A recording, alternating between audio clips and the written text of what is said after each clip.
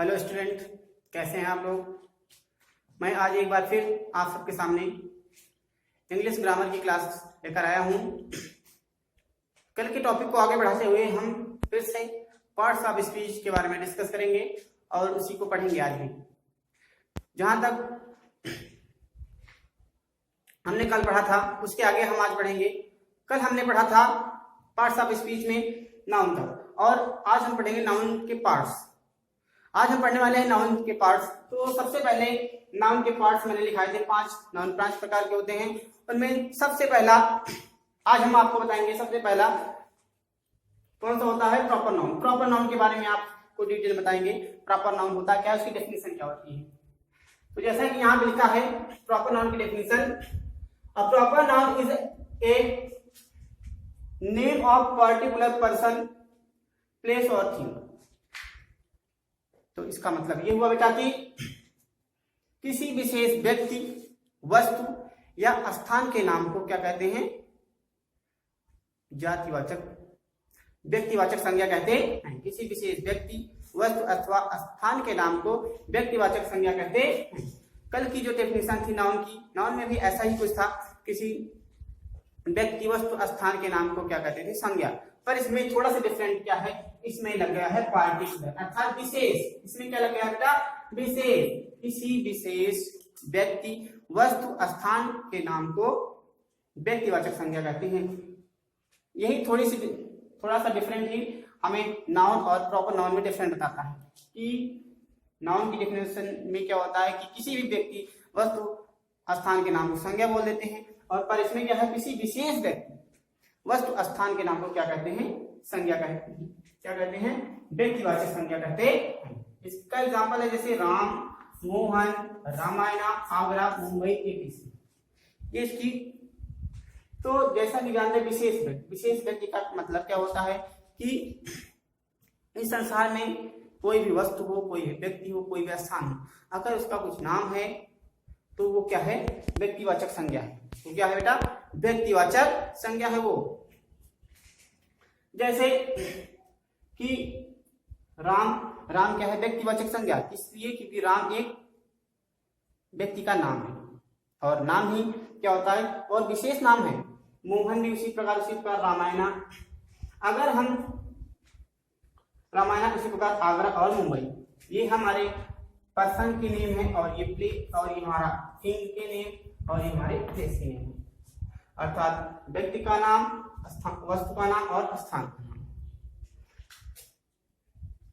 तो इसकी पहचान देखिए, कैसे पहचानेंगे कि प्रॉपर नाउन है। इसको जानने के लिए देखिए इसमें क्या विशेषता होती है कि प्रॉपर नाउन की पहचान है कि प्रॉपर नाउन के आगे कभी आर्टिकल ए और एन का प्रयोग नहीं किया जाता है। ध्यान दीजिए मेरी बातों को कि जो प्रॉपर नाउन होता है उसके सामने, उसके आगे, उसके जस्ट बिफोर कभी आर्टिकल ए और एन का प्रयोग कभी नहीं किया जाता है। अर्थात हम जैसे राम लिखते हैं तो हमने कभी ए राम या ए मोहन कभी नहीं लिखा, या एन का प्रयोग इसी प्रकार इस शब्द के आगे एन का भी प्रयोग नहीं किया जाएगा। जैसे आगरा है तो हम एन आगरा कभी नहीं लिखेंगे। तो बात समझ में कि आर्टिकल ए और एन का प्रयोग प्रॉपर नाउन के आगे कभी नहीं किया जाता है। दूसरी पहचान क्या है कि आर्टिकल द का प्रयोग कहीं कहीं किया जाता है। जैसे कि किसी वस्तु के नाम के आगे हम आर्टिकल द का प्रयोग करते हैं, या फिर किसी महान व्यक्ति के आगे भी करते हैं तो आर्टिकल द का प्रयोग कहीं कहीं होता है, पर आर्टिकल ए और एन का प्रयोग कहीं नहीं किया जाता है। और तीसरी पहचान क्या है कि प्रॉपर नाउन का फर्स्ट लेटर हमेशा कैपिटल में लिखा जाता है। प्रॉपर नाउन का जो फर्स्ट लेटर होता है वो क्या लिखा जाता है? हमेशा कैपिटल में लिखा जाता है, चाहे वो सेंटेंस के सबसे पहले आए, या मध्य में आए, या फिर लास्ट में आए।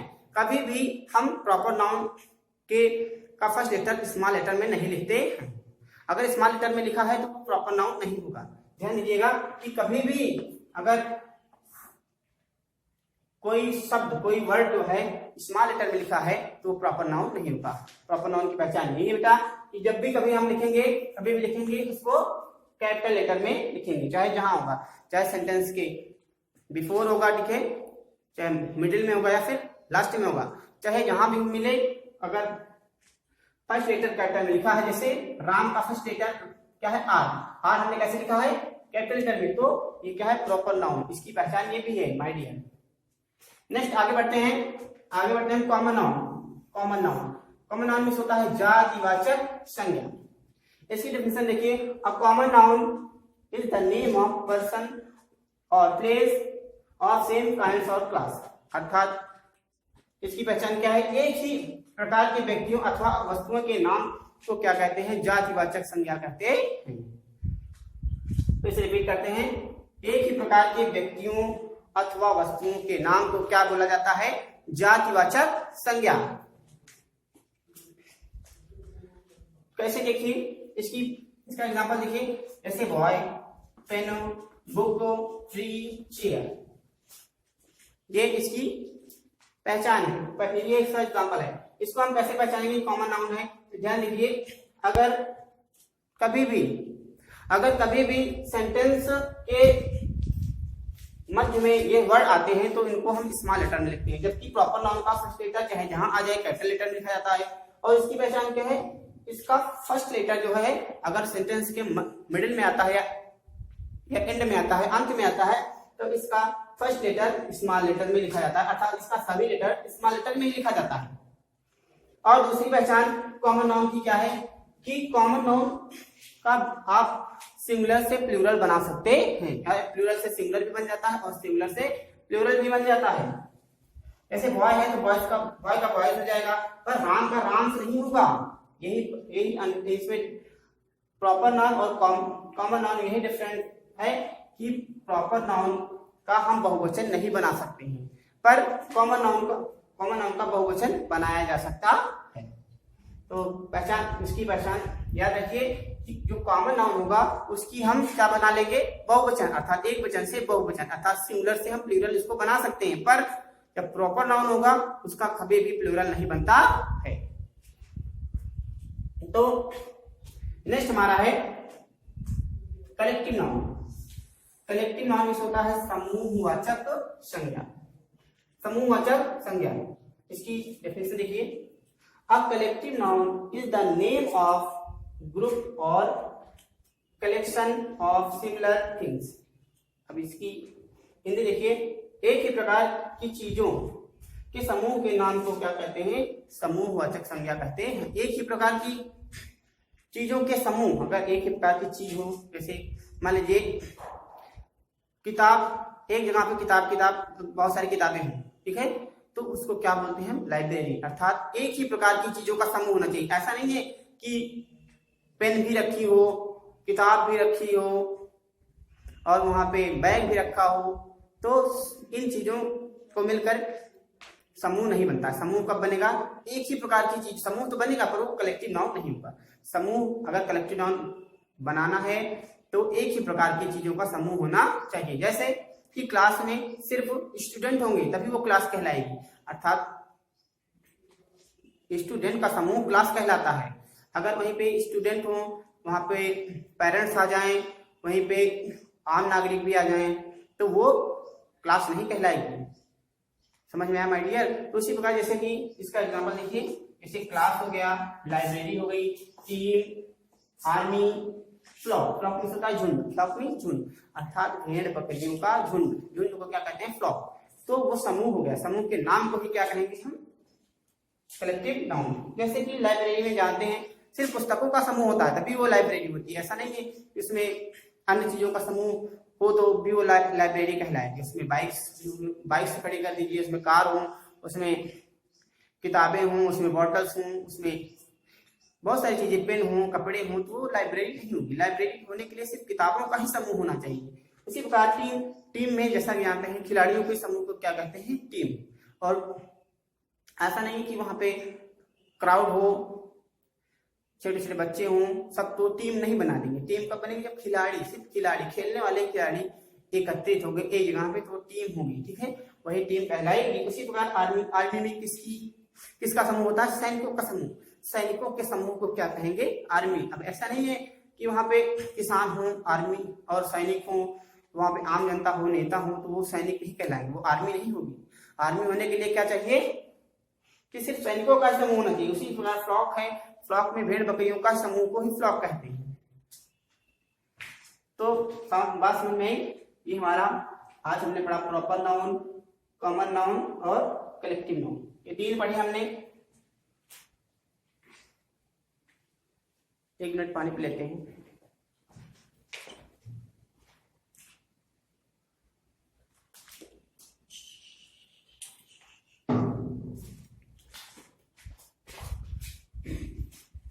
तो बात समझ में आई, थोड़ा हम आगे बढ़ते हैं और अगला हमारा है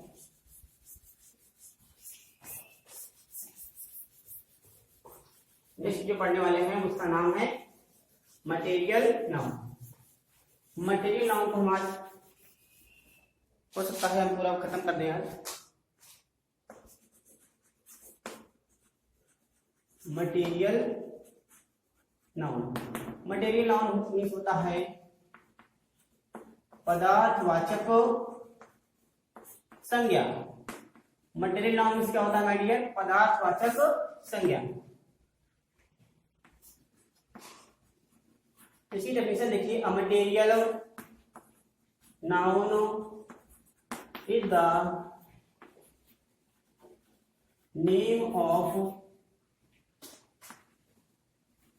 मेटल और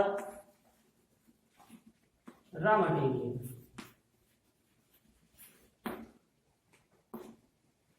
इसकी हिंदी क्या होगी माय डियर? कि धातु या पदार्थ कह सकते हैं, धातु अथवा कच्चे धातुओं के नाम को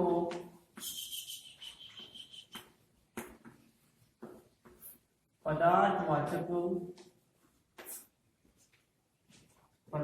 संज्ञा कहते हैं।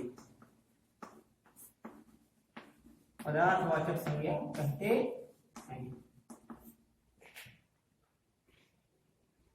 एग्जाम्पल में जैसे आयरन,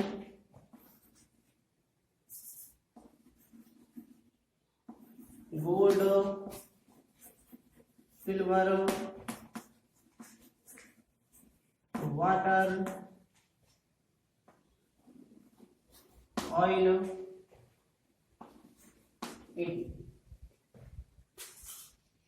तो देखिए यहां पे लिखा है material noun. Material noun definition क्या होती है my dear? A material noun is the name of metal और रॉ मटेरियल, अर्थात इसका मतलब किसी धातु अथवा कच्चे धातु के नाम को क्या कहते हैं? पदार्थवाचक संज्ञा। जैसे धातु के क्या है, जैसे आयरन, आयरन एक धातु है, जैसे गोल्ड भी है, सिल्वर भी है, क्या है? धातु है, क्या पदार्थ है, वाटर और ऑयल। इसकी दूसरी पहचान देखिए, इसकी पहचान कैसे करेंगे? इसकी पहचान तो इसको हम काउंट नहीं कर सकते हैं। सबसे बड़ी पहचान ये है इसकी कि जो हमारा पदार्थवाचक संज्ञा होता है उसकी पहचान क्या है? इसको हम काउंट नहीं कर सकते, अर्थात इसको हम गिन नहीं सकते। जैसे आयरन, क्या आयरन को आप गिन सकते हैं? तो आंसर क्या होगा? नहीं, आयरन को हम नहीं गिन सकते। इसकी पहचान, सबसे बड़ी पहचान यही है बेटा कि इसको हम गिन नहीं सकते हैं। जैसे सिल्वर हो गया, गोल्ड हो गया, वाटर हो गया, ऑयल हो गया, तो इन सभी चीजों को हम काउंट नहीं कर सकते हैं। और दूसरी पहचान क्या है इसकी कि ऐसी धातुओं से हम कोई अन्य धातु भी बना सकते हैं। तो जैसे ये धातुएं हैं, इनसे हम तरह तरह की चीजें, अन्य चीजें भी बनाई जा सकती हैं। तो इसकी पहचान, एक दूसरी पहचान ये भी है। जैसे आयरन से बहुत सारी चीजें बनती है, जैसे विंडो हो गई, डोर्स हो गए, ठीक है, वो बहुत सारी चीजें जैसे आयरन से संबंधित कई चीजें होती हैं। तो कई पार्ट्स, अनेकों पार्ट्स भी बनते हैं। तो आयरन से, उसी के बाद गोल्ड से जैसे ब्रेसलेट हो गया, नेकलेस हो गया, तो हेयर रिंग हो गई, रिंग हो गई, तो गोल्ड से भी बहुत सारी चीजें बनाई जाती हैं। सिल्वर से उसी प्रकार की, सिल्वर है, सिल्वर से भी बहुत सारी चीजें, गहने वगैरह बनते हैं आदि। उसी प्रकार पानी से जानते ही बहुत सारी चीजें बनती हैं, पानी को मिक्स करके बहुत सारी चीजें काम में लाई जाती है। उसी प्रकार ऑयल है, ऑयल से भी बहुत सारी चीजें बनाई जाती हैं। तो माय डियर, इसकी पहचान क्या है? इसको पहली बात पहचान ये है कि हम इसको काउंट नहीं कर सकते, और दूसरी पहचान क्या है इसकी कि इससे कोई अन्य चीजें बनाई जा सकती हैं। तो आगे बढ़ते हैं और हम आज के टॉपिक का अंत अर्थात नाउन का अंतिम पार्ट पढ़ते हैं। नाउन के का अंतिम पार्ट है, ये नंबर 4 था, ये नंबर 5। नंबर 5 है abstract noun.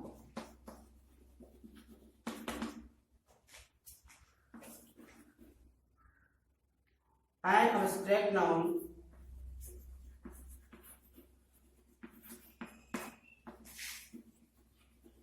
is expresses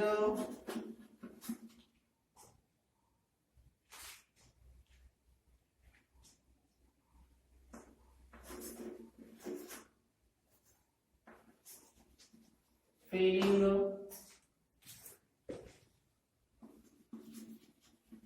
action or emotion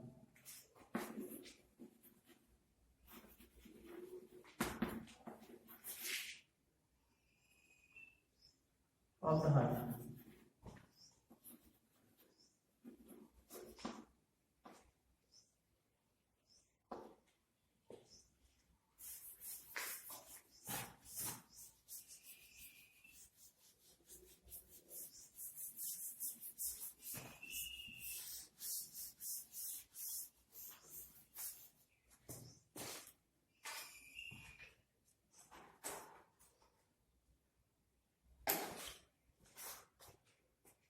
इसका अर्थ होगा भाववाचक संज्ञा। भाववाचक संज्ञा क्या है?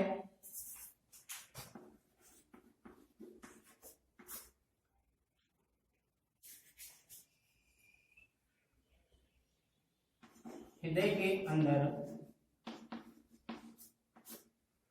या व्यक्ति के अंदर कह सकते हैं आप, व्यक्ति के हृदय के अंदर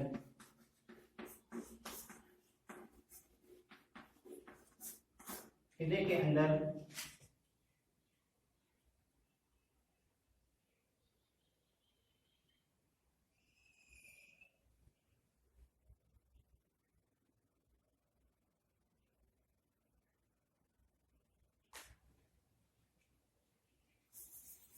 के अंदर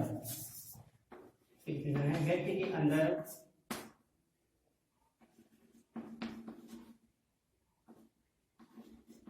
भावनाओं अथवा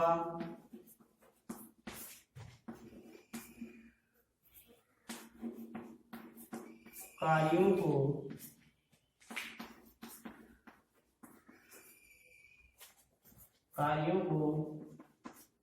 व्यक्त करने वाले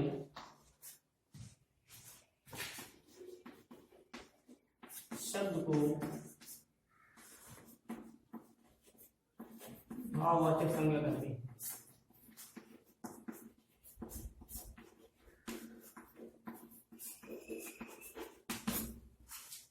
ध्यान से देखिए इसकी डेफिनेशन, अब्स्ट्रैक्ट नाउन में होता है भाववाचक संज्ञा। इसकी डेफिनेशन क्या है? An abstract noun is express feeling, action और इमोशन ऑफ द हार्ट। इसका मतलब हुआ कि व्यक्ति के अंदर भावनाओं अथवा कार्यों को व्यक्त करने वाले शब्द को क्या कहते हैं? भाववाचक संज्ञा कहते हैं। अर्थात किसी भी व्यक्ति के अंदर की भावनाएं या कार्यों को जो व्यक्त करता है, ठीक है, उसे क्या कहते हैं? भाववाचक संज्ञा कहते हैं। इसकी पहचान सबसे बड़ी, इसका एग्जाम्पल लिख लेते हैं पहले। तो इसका एग्जाम्पल होगा जैसे ब्रेवरी, ब्यूटी, ऑनेस्टी,